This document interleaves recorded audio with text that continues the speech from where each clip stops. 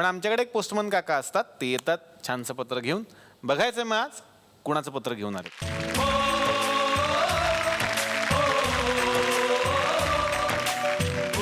नमस्कार सर. कोणाचं पत्र आणलं आज तुम्ही? आज जागतिक महिला दिन आहे, त्यानिमित्ताने हे पत्र घेऊन आलोय. हे एका मुलीने आपल्या बापाला लिहिलेलं पत्र आहे. अच्छा. वाचून दाखवतो तुम्हाला. वा वा. प्रिय बाबा, तुम्हाला पत्र लिहायची वेळ येईल असं वाटलं नव्हतं, कारण तुम्ही घरी आले की दिवसभर जे काही घडलं ते तुम्हाला सांगायची सवय आहे मला लहानपणापासून. पण आज जे सांगायचं आहे ते तुमच्याशी बोलू शकले नसते. बाबा, माझा जन्म झाला तेव्हा आजी म्हणाली होती, पहिली बेटी धनाची पेटी. तुम्ही हसला होतात वरवरच. पण मला माहिती आहे तुम्हाला टेन्शन आलं होतं. ते येणारच होतं. मुलगी जन्माला आली की तिची नाळ काढताना शेतकरी मनातल्या मनात 2 एकर शेताचा तुकडा पण काढून टाकतो, तिच्या हुंड्याची सोय म्हणून. मुलगी ओझं असते, परक्याचं थन असते. अंगावर आलेला फोड मोठा होत जातो ना, तेव्हा होतात तशा वेदना बापाला मुलगी मोठी होताना होते. तुम्ही कधी दाखवलं नाहीत, पण तुम्हाला आजकाल 24 तास माझ्या लग्नाची चिंता असते. माझ्या लग्नाच्या काळजीने तुम्ही बैल सुद्धा विकत घेतला नाही 4 वर्षापासून, आणि हुंडा देण्यासाठी माझ्यासाठी एक बैल शोधत फिरताय का? मामाने दुष्काळाला कंटाळून आत्महत्या केली. मामी मात्र अजून जगतेय लेकरं सांभाळत. दुष्काळ फक्त मामालाच दिसला.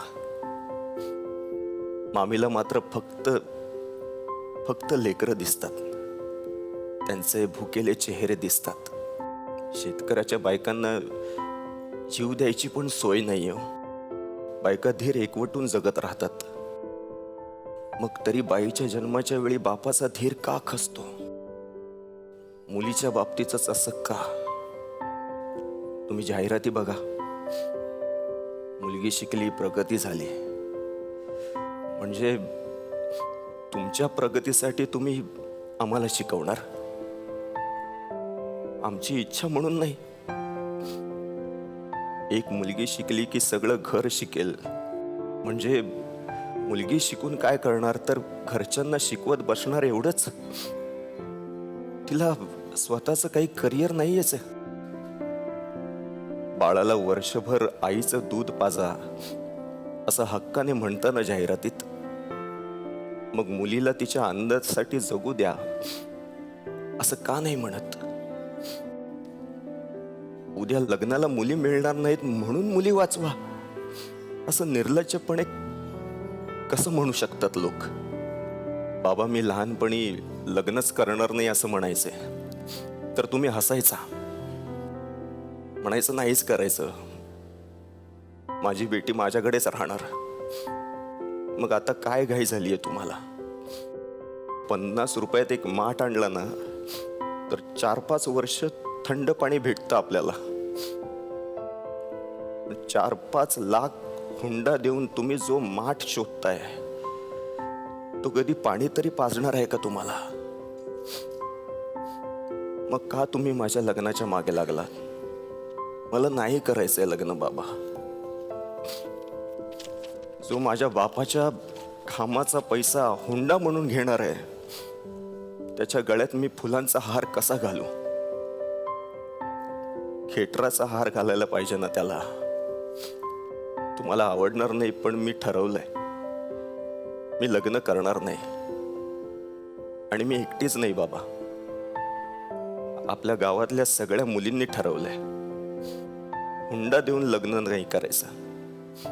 आता 4-1.5 शहाणे बैठकीला बसतील आणि आमची किंमत ठरवतील, हे आम्ही सहन करणार नाही.